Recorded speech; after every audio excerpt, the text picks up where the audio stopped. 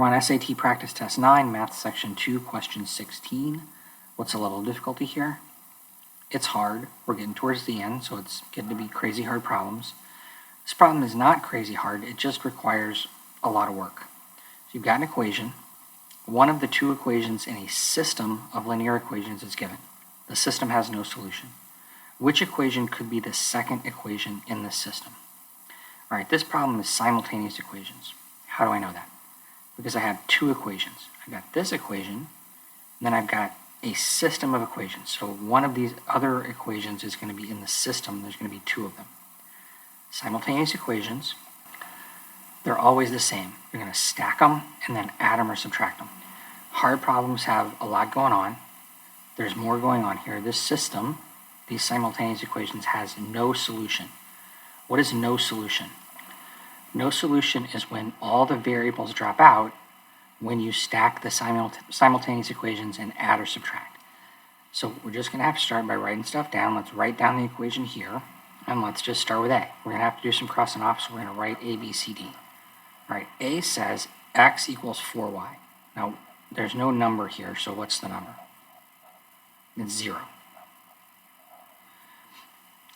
I can't add or subtract these and make anything go away. So what I got to do is multiply or divide one of the equations. I'm going to multiply this equation by 3. And when I do that, I'm going to get 3x equals 12y plus 3 times 0, 0. All right, this doesn't matter anymore. I'm going to draw a line. And now I'm going to add or subtract.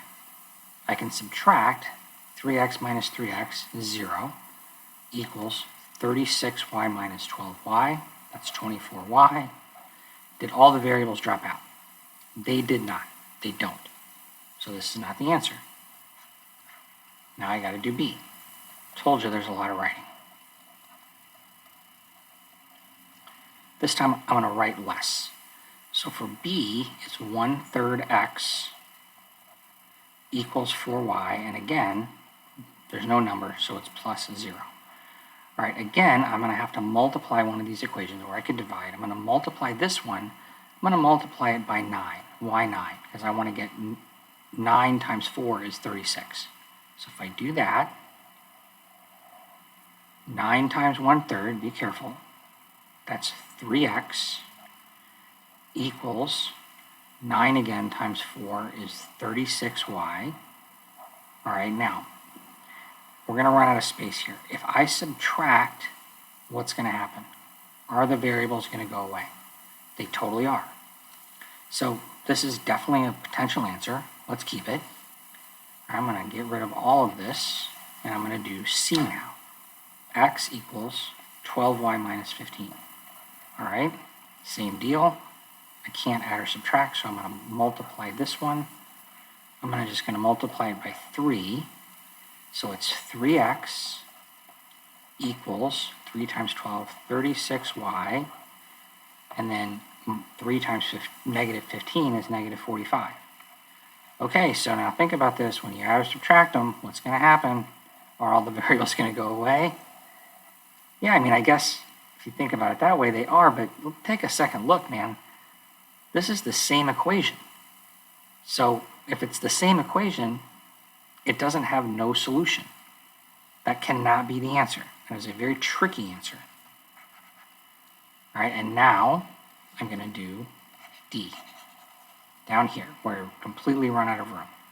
1/3 x equals 12y minus 15.